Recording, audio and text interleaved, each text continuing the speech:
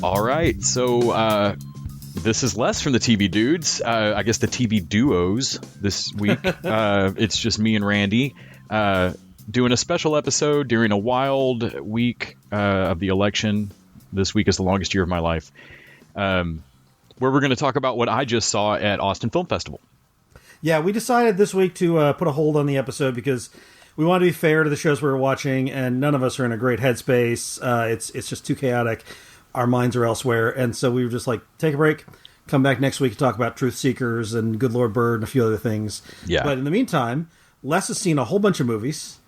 Well, a few movies. So the Austin Film Festival is my absolute favorite film festival. This is going to sound awful because half of it is panels and not films. Yeah. In fact, when I get to other film fests like Fantastic Fest and stuff, I'm always looking around like, this is great. There's like 80 horror movies to watch. Where's the accompanying 80 panels about horror? And there's no other film festival does this. So AFF has always, from the jump, been the Writers' Festival in terms of trying to separate themselves out from how other festivals have their tone. And, you know, is this the People's Festival that votes audience favorites, or is this like the Palme d'Or, like haughty super art film? Like, no, they're the Writers' Festival. So they do all these screenwriting panels. And this year, obviously, everything's virtual. So most of the time when I go to AFF, what happened last year, I did 30-something interviews in four days. We spoke to everybody from David Mandel to Tripper Clancy, a ton of people. And I made a fest a la carte, but I didn't get to go to anything. I didn't get to make a single panel. The only couple of movies I saw were like late evening stuff where I went home and took a nap and then went out to a movie.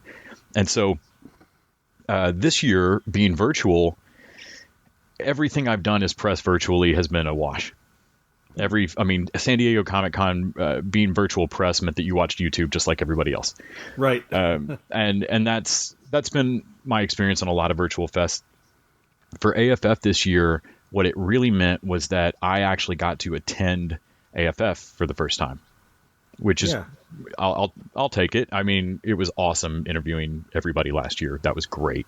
But this fest has a lot of so you write screenplays and want to try to move forward, like either mechanics of how to do that with like Brian Hedgelin and like great screenwriters, Damon Lindelof talking about process, or Ed Solomon talking about building strong characters, stuff like that. And so I got to attend a bunch of those panels, plus some of the biz panels that were really appealing to me about, let's get 4 reps in a room and have them talk about why they would fire writers or what they look for in writers and shit. That stuff is inside baseball, and it is super cool. And most years I either miss those panels entirely, or I get to sit through those panels, which trigger all kinds of imposter syndrome bullshit. If you've ever written a screenplay or considered doing this and you realize that you're shoulder to shoulder and everyone in here was the best writer in their high school, and you just freak out. And afterwards you're supposed to go network at happy hours and shit. And every time that I've gotten to attend a panel at AFF, I've come out of the room going, that was invaluable information. I must now flee to my car and be alone for 10 hours to process it. And so if you have any trouble with crowds, it's too much good info to get in a big crowd for me. And this year, virtual really fixed that. I think I enjoyed virtual Austin Film Festival more than any virtual event I've done this year. I actually got to watch the panels on like a 72-hour delay. So you could watch a ton of panels. Gillian Flynn spoke about her writing process. Like the aforementioned, there was building great characters, writing with a partner, a rep's perspective, all of the specific stuff like Ed Solomon or Damon Lindelof talking about their stuff, all of that was great and really just neat shit. Like Lindelof talking about religion and what he looks for in people in a writer's room, and the beauty of getting to write with a group of people and how television's different that way. Like, it was just super neat stuff. And then there's a film festival at the same time. Man, I gotta say that the inside baseball aspect of that, especially the writers inside baseball, like I don't fancy myself a writer. I did that in coming up in high school and college. I was like, oh, maybe I want to be a writer. No, I don't actually want to be a writer for a job. But the inside baseball of how that all works, like how a writer's room is built, and building characters, that stuff is fascinating to me. So that sounds great to me. Yeah, especially I love Solomon from Bill and Ted Men in Black, Gillian Flynn from Sharp Objects and Sharp Gone Objects. Girl and Utopia. Utopia. I was trying to think of the things you just did. Like, and of course Lindelof from everything. Like, these are all people we talk about their product, their stuff on the show. Mm-hmm. And to get that insight into them, I think is really interesting. So that's very cool. But even the people that you can't household name, it's like, oh, you wrote the live action Mulan, or Right. you wrote Memoirs of a Geisha, or you wrote the Alamo script, or like Brian Hedlund that wrote Knight's Tale and has been fired off of a couple of movies. Like he and the person that wrote the Alamo, and the person that had written, I think, Memoirs of a Geisha, were all the most soft-spoken, like most polite people in the world. Yeah. And they talked about making good characters. And there were all these comments in the Discord chat of like, man, this panel is maybe the most informative hour I've ever spent. And it's also so difficult to stay checked in because they're all like, there's no drama to it. Like, they're all just like, oh, that's a wonderful thought. Yeah, that's a really great way to put that. well, it's funny because every great writer I've ever discovered, like every time I look at a writer and go, oh, that person's great. Every time I look at their IMDb, I go back and learn that I loved 6 of their movies, their TV. Yeah. The people who are no names now are the people who are going to become the names you know. Absolutely. So of the movies that there were a ton of movies at this fest. I will say I like a genre film fest. I'll be honest. AFF's choice of movies often skews entirely to, it's not art film, but high drama. Mm-hmm. Very, prestige, like Merchandise type. Yeah. I don't know. The way HBO is going to always have like a Sharp Objects series or The Undoing or something like that, Right. and I never really care. Yeah. And that's kind of where all these films fall. It's like harrowing story of kid going through rehab with his parents or being kicked out and Right. sent to conversion stuff. Like, they are exceptional movies and they're incredibly dramatic. And if I sit through them, obviously I'm going to cry my eyes out and my Yeah, they're great, heartstrings but are where's right the there. fucking time travel? But somebody needs to get stabbed in the fucking neck and go back in time and fix it. So consequently, the movies that I often love in this have some genre aspect to them. One movie that is not at AFF this year, but was at AFF last year, and it took a year. They finally got distribution. That is actually going to be finally coming out. Is called Fishbowl. And even though I didn't watch it this year, I want to mention it again because I really loved it last year. It is not improv. It's not an improv script, but it's a very skeletal script. Kind of more of a character study of this family in a small town, and you really wonder, is the dad crazy or are they about to be raptured? Mackenzie Aston's in it.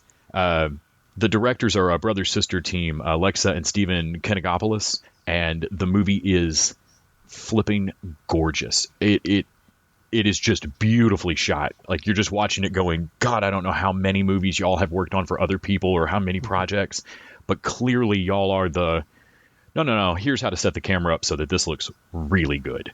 Because and often in these movies, I love the plot or I love the script, and the actual budget ends up being like Absentia, where I'm like, I want to like this and I can't get past it. And so I'm always just impressed when I know somebody took an amount of money and spent it on exactly what I value, because Right. Fishbowl looks gorgeous. Okay. One that I saw this year that it just didn't grab me, but is an absolutely worthwhile movie. A Hard Luck Love Song. It's directed and written by Justin Corsby. It is based on song. It's based on a classic rock song, and god damn it, I'm trying to find it in my notes now. I usually don't like movies that are like, let's take this song and turn it into a plot. That doesn't work, in my opinion. Right. And it didn't really work for me here. That said, I feel like this is a movie that is really good and just isn't for me. I get it's that. got Dermot Mulroney, Eric Roberts, RZA's in the fucking thing, Melora Walters. It has a ton of actors I love. Even some folks we've interviewed before, Melora, Brian Sacco, we've talked to. I wanted to like this movie a lot more than I did. I don't feel like there's particularly anything wrong with it. I recognize a lot of aspects of this movie that I don't like. I recognize in a lot of movies, and I get the feeling I'm just in the minority on it. But Hard Luck Love Song was worth my time, but I didn't love it. What I did love, and can barely talk about because I don't want to fuck it up for people, is a movie called Blinders. And like most film fests, I don't know when things come out because none of this has distribution yet. Mm-hmm. That's why I wanted to mention Fishbowl finally coming out. Blinders has an Austin connection. It is written by Tyler Savage and Dash Hawkins and directed by Tyler Savage. And I believe Savage has worked worked in Austin as a film for filmmakers for a while now, and this is kind of his first stepping into his own. And Blinders is a story of a guy who, you don't really know why, but he has definitely burnt his bridges in Austin and has moved to LA. Like, the movie opens with him moving to LA. Okay. And he doesn't know anybody there, and you're not really sure what happened in Austin, and he won't really talk about it, but nobody really wants it. It seems like it's not a great happy move. It's not like he's moving there for some great career change, and nobody really sees him off. But he gets to LA and befriends a Lyft driver that drops him off. He just runs into the guy again and befriends him, and it goes nuts from there. Okay, all right. Like, the Lyft driver begins stalking him, and shit just gets weirder, and it is awesome. I was really impressed with. There's one moment in the middle where it maybe starts to drag just a hair before things kick off, where I kind of wondered, like, you almost lost your. Nope, you got it. Is it suspense, drama, comedy? What's very suspense? Okay, it is. Right. It's a horror movie. Okay. They don't. I mean, it's. I don't want to say it's a horror movie because there's not, wild amounts of blood and shit. It's not like there's a Jason or something, but like it is a single white female type thing. Like, all right. he's made the wrong fucking friend, and then things just get weirder and weirder. It's really fun how it unfolds. It caught me a little off guard, and I was very pleased with it. Would absolutely recommend. So that's called Blinders, and it's frustrating because I'm not certain when this will come out, but really everybody should check it out. Just I think it's going to be one of those movies that you're going to keep seeing listed on Facebook when people ask for, okay, I just watched such and such horror movie. I just watched Hush or You're Next or House of the Devil. Some artsy horror movie or a little more cerebral horror movie, and people are going to list off stuff. I think Blinders is going to end up being on one of those, like, hey, have you heard of this? Nice. You should check this out. Well, I mean, really good. Knowing you as I do, Les, I suspect that when it does hit distribution, we'll talk about it again. Absolutely. We'll mention it and tell our listeners that, hey, this thing that Les talked about 6 months ago, before last Halloween, is coming out this Halloween or whatever. Yeah, absolutely. I will definitely do what we just did for Fishbowl as soon as I can find a way to let anybody watch Blinders. It's a very good movie. But yeah, so the AFF Film Fest, I got to interview Phil Rosenthal out of it. That was kind of the extent of the press. We got the screener for Blinders, Hard Luck. I got to see some panels, which was wonderful. And I felt like, for me at least, making connections over Discord was a lot easier than trying to do it in the foyer or the lobby of the Driscoll. I get that. But that's probably owing more to my crowd networking enjoyment or lack thereof. Well, it's nice to have a silver lining to the COVID 2020s. So. Exactly. Yeah. I felt like I got a completely different thing out of AFF this year And I don't feel like I could say that about San Diego. Mm-hmm. Yeah, I feel like I just got a lot of fucking YouTube videos. Yeah. So, all right. AFF 2020. Thanks, y'all, for being here for the mini review. And I hope everybody will look into this fest. It should be supported. What they do with panels, who they bring, it is phenomenal every year. All right. Well, we'll be back next week with TV reviews and such. And until that time, TV Dudes out. TV Duo out. TV Duo out.